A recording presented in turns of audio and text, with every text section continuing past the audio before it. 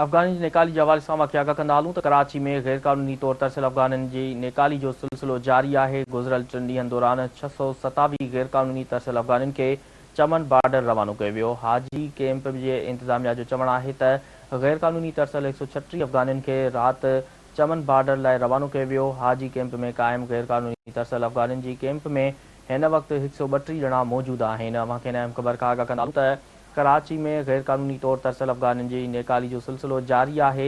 गुज़िरियल 3 ॾींहनि दौरान 627 गैर क़ानूनी तरसियल अफ़गाननि खे चमन बॉर्डर रवानो कयो वियो। हाजी कैंप जे इंतज़ामिया जो चवणु आहे त गैर क़ानूनी तरसियल 136 अफ़गाननि खे राति चमन बॉर्डर लाइ रवानो कयो वियो। हाजी कैंप में क़ाइमु गैर क़ानूनी तरसियल अफ़गाननि जी कैंप में हिन वक़्तु 132 ॼणा मौजूदु आहिनि। अव्हांखे हिन ख़बर खां आगाह कंदा हलूं त कराची में गैर क़ानूनी तौर तरसियल अफ़गाननि जी नेकाली जो सिलसिलो जारी आहे। गुज़िरियल 3 ॾींहनि दौरान 627 गैर क़ानूनी तरसियल अफ़गाननि खे चमन बॉर्डर रवानो कयो वियो।